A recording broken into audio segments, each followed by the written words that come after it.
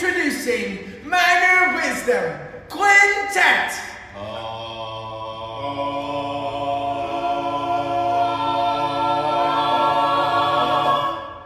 One, two, let's get a little do. Minor Wisdom. All right, I got Cy Scroggins on this week. Been trying to get Cy for some time now. No fault of his for not being on any sooner than this episode, but we just didn't have schedules aligned, you know what I mean? So, plus, theater teachers are kind of busy during the school year. But, yeah, I've got Cy on. It was a great chat with Cy. It was recorded quite some time ago. I could, again, one of those people, I could probably have done a lot longer with an interview and might have on again. We have a lot in common. So enjoy this. Make sure you sign up for the Patreon. This is the last interview that I had put in the can. So once I get back from Tal's camp, I will throw some more in the can. I'll be reaching out to some people for interviews as the school year starts back up. For some people, or you start going to PD, new teacher orientation starts like for some in a week and a half, whatever. So that's pretty, it's on the horizon, the new school year, buddy. But I'm at home right now as I record this. I came home for the weekend, but I've been gone the last few days. I was at the Thespian Retreat, as I said in the last episode, where we plan out the entire year. And it was great to be around the board, and it's a lot of fun, a lot of great ideas. None that I can share here. You'll just get it as things are released.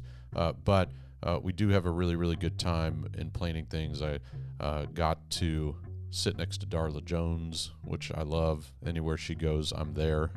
Just very committed to that woman. So such an awesome person, especially in my life. Very inspirational to me. And then also Philip Taylor was an arm's length away, and we shouldn't sit together ever in any sort of professional setting, but we did, and we had a blast, and I adore that man. He's a great friend, but we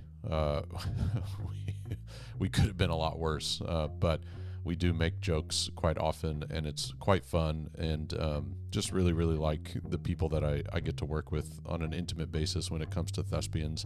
But look for a lot of really cool stuff. BK Goodman is an absolute genius. Like, the stuff that man can create, not just in Canva, but mostly in Canva, it's pretty incredible. And I just, Christine McClung as well, she is kind of the Canva queen. I don't know if we did this thing where we sat around trying to guess middle names of people.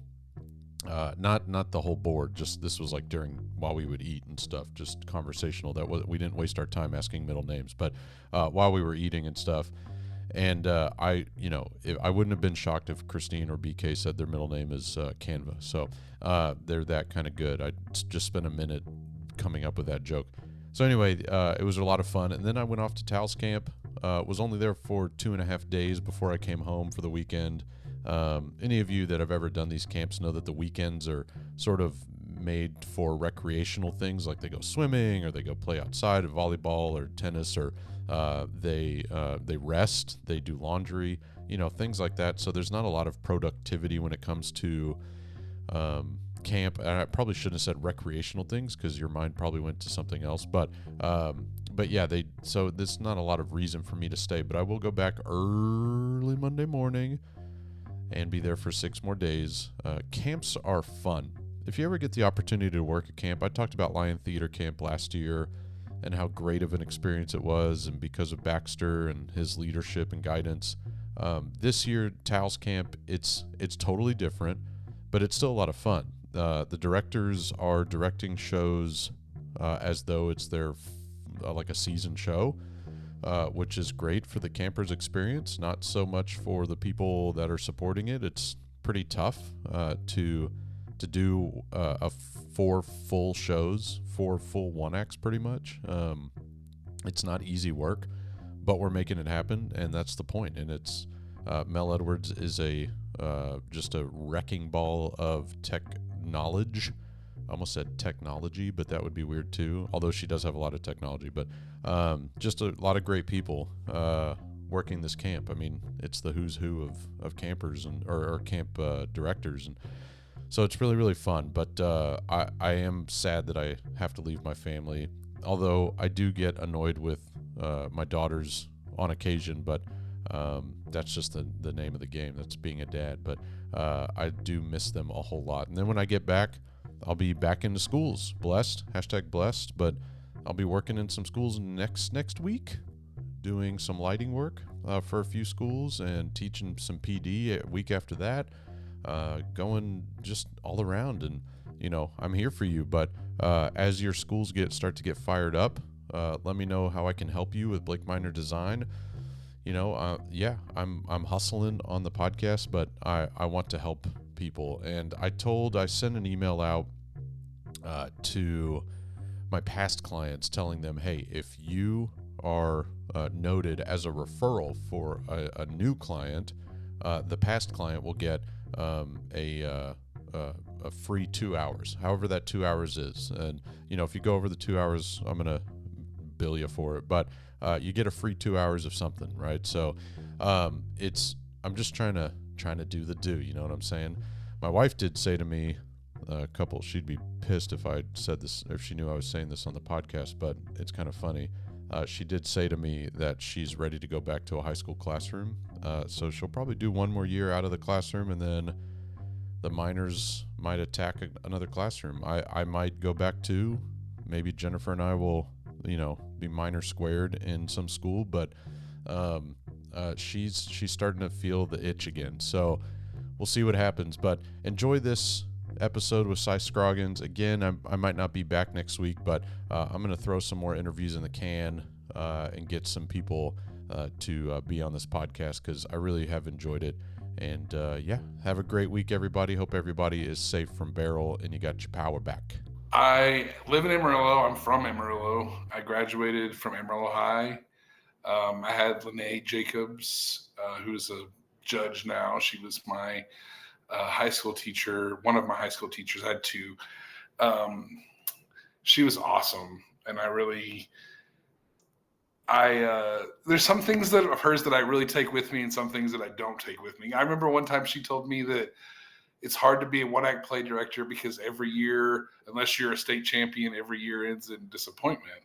And I really tried, I don't think that she really felt like that. I mean, I think she loves her kids too. It's just something that she said, but it stuck with me, and I've always tried to make that not the case. I don't want every year to end in disappointment, regardless of how we finish one act. But she's an amazing person, and her and I have actually gotten a lot closer since I've been teaching, which is really cool.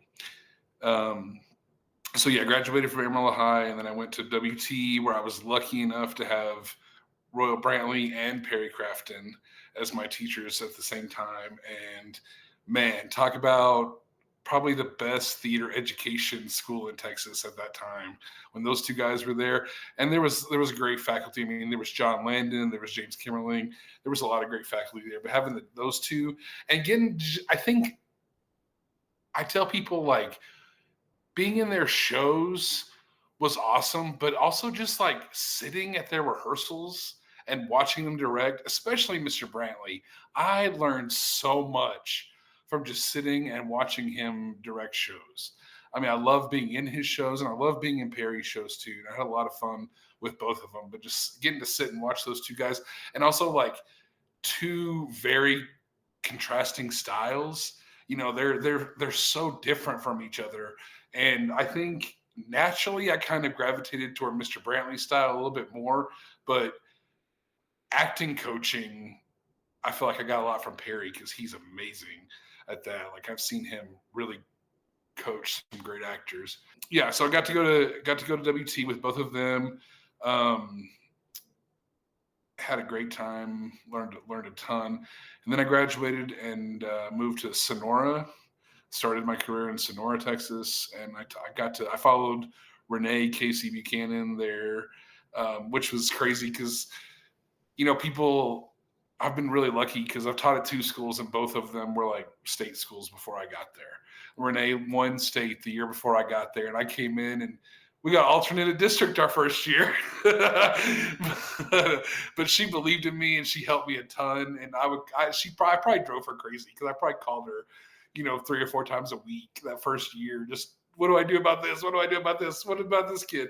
And she was great, and got to work there for 6 years, and then finally got to come home. I teach at Randall now in Amarillo. I was lucky enough. First of all, Jill Luddington taught here before me, and she's a really great friend of mine.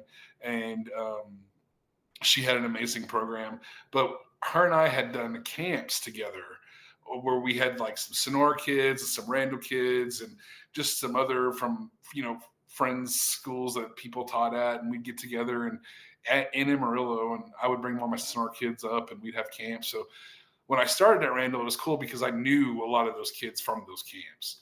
So it was really cool to start there. And again, Jill had an awesome program that I just got to step into and keep going. So, and also have had the principal's daughter at the time. She was one of Jill's kids.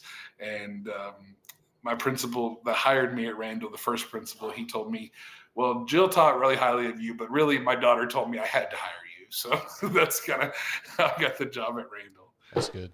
That's funny. Was the daughter part of the camp? Is that how you already knew her? Yeah. Before? Yeah. Okay. I was going to say his daughter came to that camp that we did. Yeah. Do you still do a camp? Man, I do a ton of camps. Well, I used to do a camp at WT. Mr. Brantley, when he was there, he really helped me keep that going. And it's since we've not been able to work it out. They've got some new stuff going that they need their spaces for in the summer. And they've, they have Texas, the musical up here. And so a lot of the WT facility gets used at this time of year for rehearsing and putting that show up. So it's kind of hard to do a camp there, but I do the Texas Tech camp every year. And this year, next week, I'm getting ready to go to Corpus for the first time. I've never been down there. I've never even been there. So I'm really excited about it. You've never been to Corpus? Never been to Corpus. Oh, wow. Okay. Yeah. I'll don't bring anything long sleeves or pants. Yeah, that's what I. Yeah. Yeah. It's gonna be warm, but it'll be not. Yeah, Corpus is nice. It's a destination spot for sure. But yeah, and that camp itself is massive. Like, I mean, it's got a pretty big following. So, speak on the show Texas, right? Or that Texas show.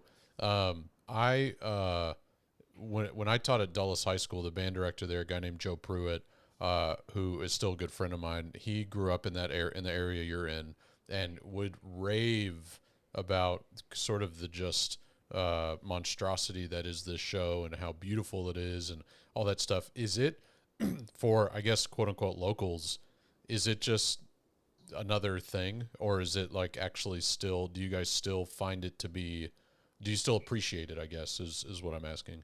I mean, it's great for like if I ever have people come into town to visit or something, it's something that I always make sure that we take them to do and to go see. Being in it was amazing. So you were in it too?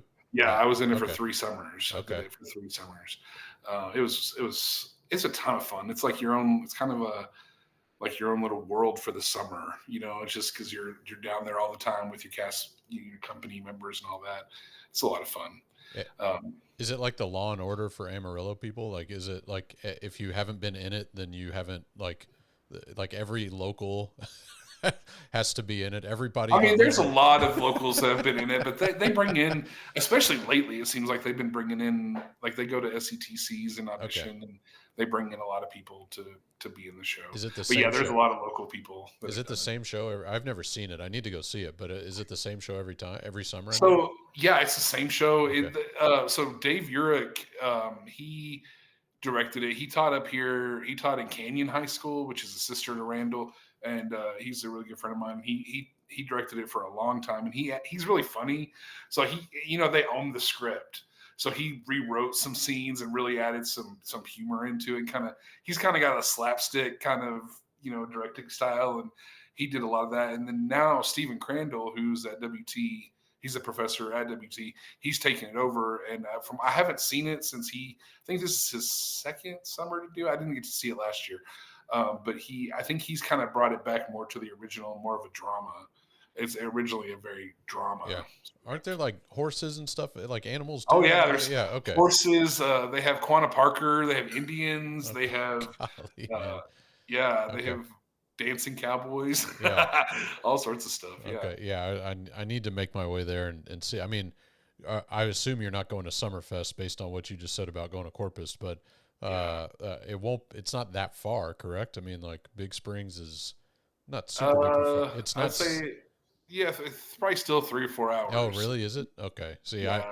I don't know that if it's not Dallas, I don't know North Texas or West Texas or anything. I don't know Panhandle. I don't know anything about any of that stuff except for Dallas. So A lot of space, a lot of driving. yeah. Well, I'm looking forward to the 7.5 hours it takes to get from Houston to Big Springs next week. So, but anyway, what for you? Do you fancy yourself as acting, directing, not tech? Yeah, I'm not a tech Okay, guy. okay. I enjoy I usually do the lighting design in my shows, and so I really do enjoy the lighting design. But as far as like costuming, that's Yeah. that's not my favorite set really even. What draws you to lighting?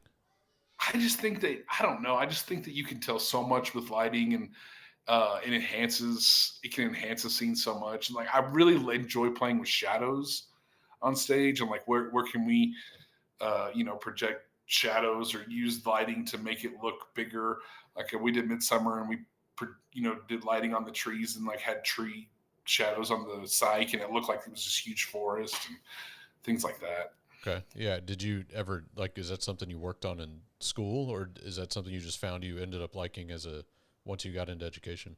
No, yeah, it's just something I found that I liked when I started teaching and playing with even before I had the LEDs. I was the one going to Walmart and buying the floodlights and trying to figure out how to make them blue on stage. And Nice. yeah, I've always enjoyed that. One of my favorite things to do, or maybe not favorite things, it kind of sounds lame, but when I go to like Home Depot or Lowe's or something and get whatever it is, lumber, electronics, anything, and they're like, what are you building? I'm like, it's a theater. It's theater, man. Don't worry about it.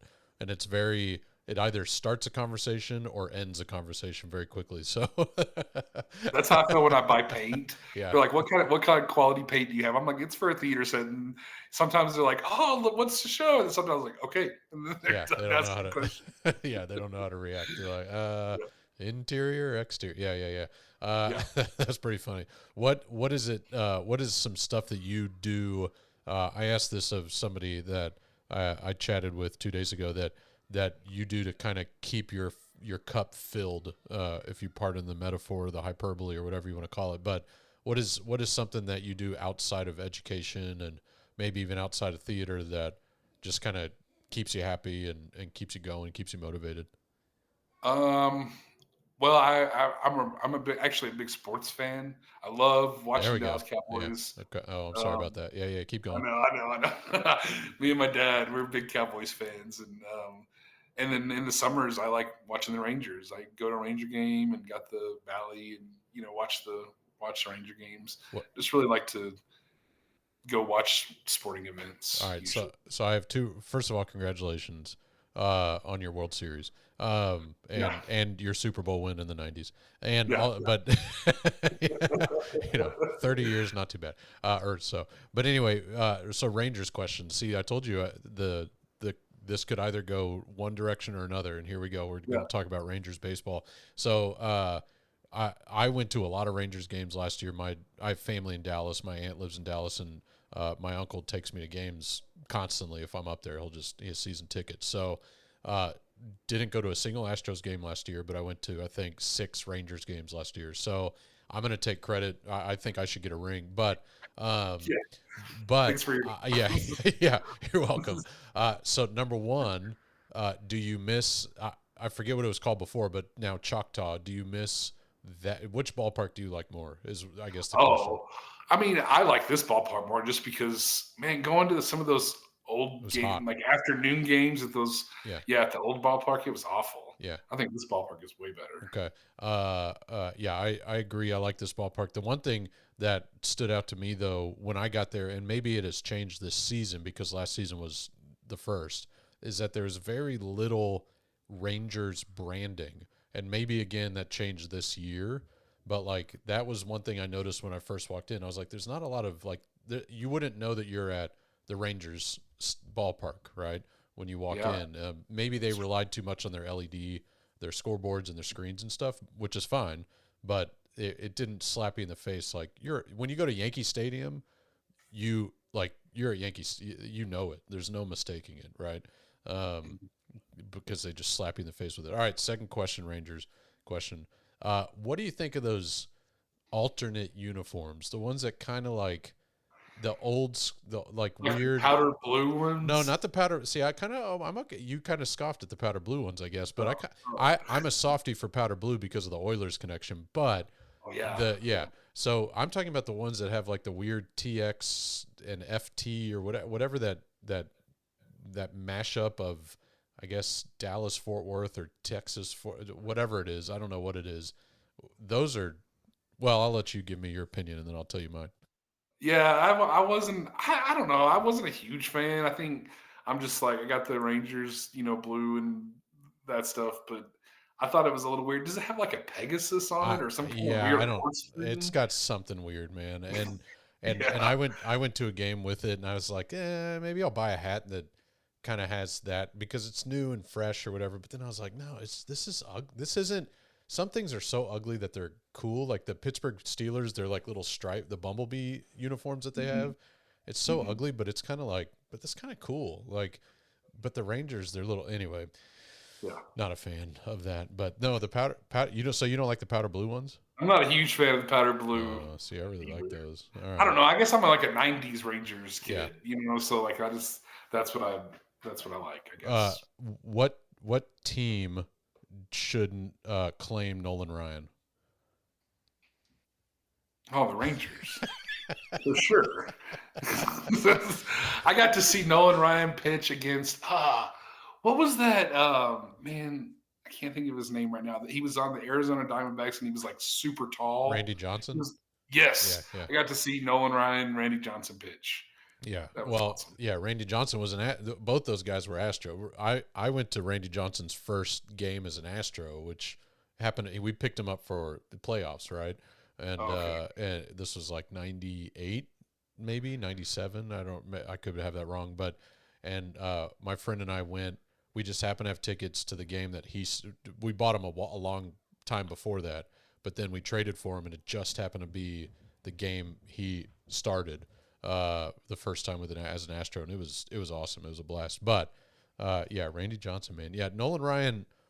Um, he was. I got to meet him once, and he's also deceivingly big. Oh yeah. And compared, he's most athletes. You walk up to them and you're like, oh, you're a lot bigger than like 6'2" is actually pretty big. Yeah. So Yeah. anyway, all right, enough about that. Um, tell me for those people that don't know what WT is, say what WT is. So West Texas Okay. A&M Yeah. University used to be West Texas State a Yeah. long time ago. So you'll hear people say graduated from West Texas State, but it's West Texas A&M. Yeah. What is it about your time? And I know you already talked about your directors and such, Mr. Brantley and Perry Crafton, but what is it also like? What else about that time that you spent there as a college student that made you feel that what you were doing was the right decision? Well, I guess, because whenever you are in high school, and I tell a lot of my kids this, sometimes like it's not so much theater that they fall in love with, it's the competition. And so like when going to WT and being exposed to way different kinds of theater and like not being for contest, just being about, the story and telling these stories, I think that really opened my eyes up to what theater could be a lot more. Um, and also just really, I guess it's probably the same for everybody, but I had really great friends, that I Yeah. still talk to. I have one of my best friends, his name is Dustin Swatzel. He's a theater teacher in Vernon. And we did Texas together and we were in college together and just making those lifelong bonds. I guess that's pretty standard, but Yeah. No, that's right. Yeah. Yeah. Okay. Did you? I don't even know how big West Texas. I mean, the student body wise, how big that school is. I mean, is it a pretty small school, or is it kind of a destination spot for uh, people from that part of the state? Is it that one of those types of things? Pretty much. Yeah. I mean, it's gotten a lot bigger. It's a Yeah. lot bigger now than it used to be. I've heard some talk about trying to go Division One. Oh. Um, yeah, I mean, it's pretty. They have really great sports. Like they were in the national finals for volleyball, and they have a great track team. And I mean, they do a lot. Their theater program has also blown Yeah. up Yeah. since I was there. I think we may have had, and that was another great thing about when I was there is it was kind of small. Yeah. So like there was one year we did 4 main stage shows, and there was one year that I was in 3 of them, and I stage managed the 4th one. So just getting a lot of opportunities when we were there to do different things. But they've got a really big musical theater program now that we did not have when I was there. I mean, there was musical theater classes, but it wasn't like I would say that the whole point, like the program when I went there, was really geared toward theater education. And so it was really, I mean, we had classes. I remember Mr. Brantley taught a class basically about one act. This is kind of, and it was other things too, but basically it was like, this is kind of what one act is, Right. and like for people who didn't do it in high school and Right. stuff. And you did one act in high school? I might have missed that if you said it, but yeah. I did. I went to, it was 5A at the time, which Right. would be 6A now, but it was a pretty big program. So I got into the varsity my junior year, and I did one act my junior and senior year. Okay. And for you, was that your first time to really dive into that, or did you guys host at some point? Was there any experience with one act other than just being in it when you were a junior and senior? Does that make sense, that question? Yeah, no, we didn't really know. I mean, we just did one Yeah. act, and then when I got into college, they hosted a lot, so Yeah. that I got to see, other sides of it, contest manager and sides of it like then. But when I Yeah. was in high school, it wasn't like we weren't like overly active, I guess you'd say. I think my directors enjoyed musical. Right. Right. More. Yeah. The only reason I bring that up because that question can be kind of weird, but for my brain, I went to a school that did not compete in one act play, but we hosted all the time. So my experience when I became a teacher was completely different. My background was completely different. And so me teaching was my first year teaching was my first year to ever have anything to do with the contest other than hosting. So That's crazy. yeah. Yeah. I mean, I knew about it, and I knew all the rules, or at that time the rules, and I knew that the set was beautiful and gray, and all that kind of stuff. But I knew nothing about like what it took to put on a 40-minute show. I didn't really know that they were cut, right? I thought they were just one acts.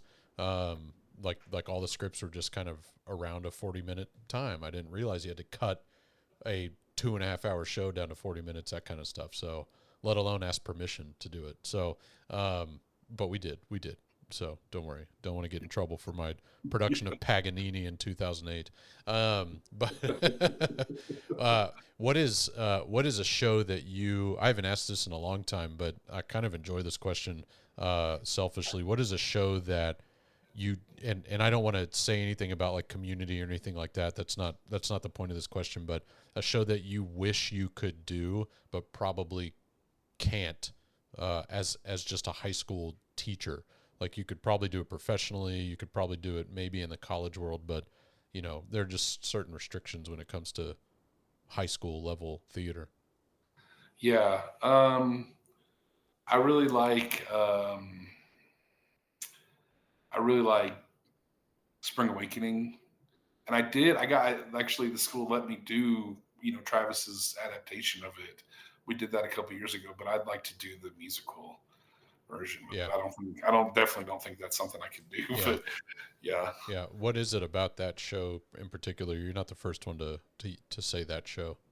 I just love the message of like of being honest with kids, and like not like sheltering them, but not trying to hide the truth from them, and when I did that show, that's the main thing that I tried to get the audience to get out of it. It's like kids are people, and it's just like we're not going to lie to them. We're not going to, you know, make it awful for them. But also, I think that there's things that we underestimate about kids, and I think that show really points a light on that. Yeah, it's funny. I actually had this conversation with my oldest daughter today, based on this one kid that I observed at her soccer camp that she was in this week, and they had a big like culmination of what they call the World Cup, and her team won, so she was able to say, "Daddy, I told you I'd win a World Cup one day." But anyway, I digress. But there was a kid that was on the field during some of the games that was very, very angry, just at everything. And I was able to quickly like sort of identify him as certain there were just certain characteristics that I was able to say, "Hey, Ava," to my daughter, "Hey, he's maybe dealing with it." Tried to put the fire out a little bit because she was a little hot about how he treated his teammates and how he was yelling and screaming, and tried to make her understand, hey, he may have other things, like this whole talk about like what's in your backpack. I've heard that before, like, the metaphorical backpack. So I say all that to say, like, you sound like somebody that is dialed in to making sure kids are able to kind of be themselves, or be unapologetically like themselves and have a safe space. And that's one of the things that I used to tell administrators is I'm here to allow my students to be safe, and not just with technical theater, with not chopping off a finger, but also there's a reason they come to our rooms during lunch and after school and even before school, because it's not because they don't want to like do math and maybe do their homework, but they just feel like they can be themselves in a room. And so when you talked about why you would want to do Spring Awakening, that just made me think about all that stuff real quickly. So I guess speak on that a little bit. There's no real question about, your space or whatever, but I've had this conversation with multiple people about, you go into an ARD, right, as a theater teacher, and they talk about these kids, and you're sitting there thinking, am I in the right place? Because the kid that I see in my room is not doing any of this stuff when it comes to behavior. And then they get to you to speak, and they say, Mr. Scroggins, what about little Jimmy? And you're like, little Jimmy's great. Like, he's one of my top kids, and they look at you like you're crazy. What is it about your space, your classroom, your style that does kind of help these kids and make them feel like they can be themselves? Yeah. And that's something that I feel like as I've gotten a little bit older, that's become way more important to me. When I started off, like, I had the kid, I had a great relationship with kids, but now that it's just really important to me that a kid does feel safe, and I have a lot of kids in a lot of different programs. I have, we're a 4A, used to be 5A school, but I still have a lot of athletes that do theater, and a lot of other fine arts kids. And so it's important to me for like that mixture of those kids, and that everybody's on the same page of hey, this is how it's going to be here. We're going to support here. We're going to support each other here. And you're not gonna put anybody down that's a part of our team. I always tell my kids, like, they fight and stuff, and I'm like, this is their family, and you don't have to like your family all the time, but you have to love your family all the time. And so, like, that's really important to me. And like you said about the coming to the lunch, we have 2 periods of lunch, and both periods my office is full of kids, and I love it. I love getting to have that time to sit and talk to them. And it's usually, more than likely, it's not about theater ever. It's just more about like what's going on, and what's going on with the tennis team, or what's, how's golf doing right now, or or what classes are you struggling in, and maybe you should talk to this kid because he did really good in that class, or things like that. That's become a lot more important to me as I've gotten older. Yeah, exactly. Do you coach or no? No, I don't. I have an uncle who coached. Yeah. Okay. I have an uncle who was a football coach, and I thought at one time I was going to be a coach, but then got that theater scholarship and changed everything. Do kids call you coach? I do have, yeah, especially my athletes. Like I have this baseball player who calls me coach all the time. Yeah. I mean, I've only ever taught at 6A schools, or when it was, just 5A, 5A. But I've always had kids. They always called me coach, and obviously, I think it has to do a little bit with the male side of things. I mean, they just kind of assume if you're a male teacher, you're also a coach. Whether that's right or wrong. Yeah, it's either coach or miss. Yeah, Like those are the right, right. And so it's weird. It's always weird. But you just mentioned like the golf, the tennis, and stuff. And I know that at some of the 4, 3, 2, and 1A schools, theater teachers have many hats, multiple hats. That sometimes they are also the golf coach, or they are also the tennis. Maybe not a football coach, maybe not a baseball coach because of it's more time consuming. But I just that's why that question was asked. But yeah, would that if the principal today approached you and said, "Hey, we need you to coach a team"? Well, I kind of did get that. It's kind of I'm going to take over the speech next year. Okay. I'm going to be taking over and it's really kind of a trade-off because the trade-off was we could hire a speech teacher and help with theater, or we could hire a technical director. Yeah. And you can kind of work with the speech kids. And I was like, I'll take that. Yeah. So, yeah. So you're getting a TD next year? Yeah. All right. I mean, I've been really lucky to always have an assistant. Okay. And then it's kind of funny. The last 3 assistants I've had have gotten pregnant and left. Okay. It's kind of a joke with them all. They're like, if you want to have a baby, go teach it right. But even the men? Oh yeah. No, yeah. I'm kidding. Yeah. This time I hired a guy, so that'll be awesome. This is my first time to work with a guy. So. Hey, we'll see if that theory is still true with him. So yeah. Is he married? He is married. Okay, yeah, well, he's student taught at Random. Him and his wife both student taught with me. I was gonna say, if his wife gets pregnant, then that this theory is just that's pretty funny. Well, good for you. Yeah. So you said you always had an assistant. Was it always someone tech like oriented, or was it sometimes the reason? Again, I always give a reason why I bring it up. I wrote down one of the few things I wrote down during your intro, your story, was the contrasting styles. The difference between Mr. Brantley and Mr. Crafton was, there was a contrasting style, which I am a huge proponent of. Like when I always had a co-director, an assistant, or whatever, I would be in the hiring process, and I wanted somebody that was the complete opposite of me.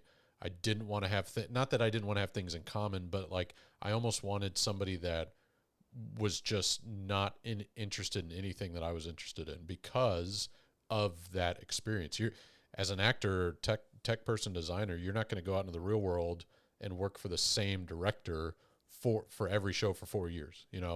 It's just not going to happen. So the contrasting style thing is important. So I go back to the question was, were your other assistants or co-directors, were they tech oriented? And if they were, will they take on directing shows, or do they kind of stay in their lane, or how does that work for your department? So I've been lucky that most of my assistants have been like designer types. So that's been really awesome. They have directed shows. If they want to direct a show, I'll support them, and I'll do the tech for it and kind of help out. I've done that a couple times, but seems a lot of the times I worked with a lady named Emmy Collins. When she worked with me, her name was Emmy Estes, and she directed a few shows, but really kind of got to the point where we were just kind of had our system, and so she wasn't really interested in directing. She, I mentioned that camp that we did. She would come and direct a show at camp, maybe if she wanted to. But really, when we got into the year, I mean, there were a couple of times we did. One year, I was doing a show at our community theater, and so she kind of took on the musical that year, and so we did things like that. But really, towards the end, it kind of felt like it was just kind of, this is our lane, and we're good at it, and we work well together. So let's just stay in her and doing this way. Yeah. Is there what does your typical season kind of look like? How does it lay out? So we're really lucky to be a West Texas school with a black box. There's not a lot of schools out here that have really great theater facilities, period. And then to have a black box like we do, when our school split, 2 years ago, and we moved down to 4A. And anyway, they came in and renovated our whole school, and then we had a theater classroom which we lost, but we got a black box. So now that we have the black box, we'll do a black box show early in the year. I try to do like different shows or shows that don't get done a lot, newer works and stuff like that. And then we'll do a big either a show or a musical. I only do musicals every 2 years, and the reason we did that is because the band would play, and they were marching every other year. So on their non-marching years, we would do a musical, and they'd play for the musical. But now that they're marching every year, that kind of threw a wrench in our plans. But anyway, so either we'll do a big show, a big like straight play, or a big musical every other year. And then the spring is pretty much one act. We do a couple. I have a JV class, and so we do some JV plays, and we compete with those in JV contests with our other schools in our district. But really, it's just about one act in the spring. So, okay, I'm not gonna lie. I started looking up things around Amarillo because I just don't know much about the Panhandle, and, Yeah. and so I saw there are two things that stick out to me. Well, three actually. Devil's Rope Museum. Do you know what that is? Does it say where it's at? It's east. It's just east of Amarillo, No, but I haven't heard yeah, of that. it's Leaning Tower of Texas. I have heard of that. Okay, yeah. Yeah. I mean, is that just like a replica, or is it actually some other This is it's not a replica. It's Yeah. just a tower. that happens to be falling? Yeah. Yeah. Yeah. And then you're not far from this. It's probably about an hour away. It looks like, but the Billy the Kid Museum. Yeah. It's like not that. It's west of you. Well, I definitely thought you were going to say the Big Texan. Well, that's kind of what Amarillo is known for. Yeah, these are the things that pop out on Google Maps, like that just happen. And sometimes I look that stuff up if I don't know the area very well. I knew Paladero, the canyons, because of Texas, because just hearing Joe Pruitt talk about it. But yeah, I've never heard of the Leaning Tower of Texas. I knew you guys had an air museum close, but. Yeah, there's also Cadillac Ranch. Cadillac Ranch, yeah. Is that like the Cadillac Ranch? Like when you, because don't they sell something like in stores or something? Cadillac Ranch, or am I just? I mean, they do around the area, but Okay. really, it's just a field with cars buried, and it's like you can paint it. You can paint them if you want that's to. that. Okay, yeah. That's Yeah. in some movies and stuff. I think like there have been movies that have the Cadillac Ranch in it. But now I kind of want to go to the Billy the Kid Museum and find out what Devil's Rope Museum is. But I haven't heard of that. yeah, it looks very. It's on Route 66, I think. So anyway, that's kind of funny. All right, enough about the geography lesson of Amarillo.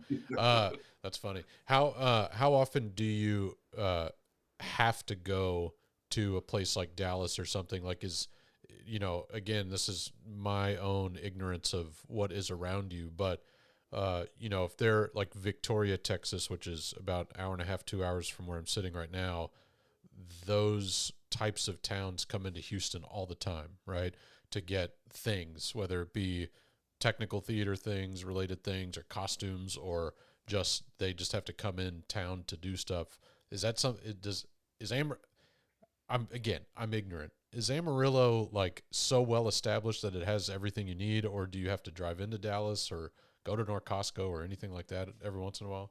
No, I mean Amarillo's got like Amarillo Canyon. Okay. You have 4 5A schools and 3 4A Okay. schools, so it's a pretty good size Okay. area. Now, as far as like theatrical stuff, here's the thing that like there's nowhere to rent anything. Gotcha. So like I've talked to people who do projections. I'm like, how do you do these projections? Like, oh, you just rent it. And I'm like, there's nowhere to do that here. Like you can't just go to somewhere and rent it. But I get a lot of stuff from the colleges too. Okay. And Amazon. Yeah. Okay. So note to self: if I want to start a theater rental business, Come to West Texas. Maybe move closer to Amarillo. Yeah. That's good to know. Yeah. How far is Oklahoma from you? I mean, I'm assuming like another 4 hours. Yeah, it's about 4 hours. Okay. Okay. Well, yeah, 3 4 hour 4 hour. I can be in Oklahoma City in 4.5 Okay. hours.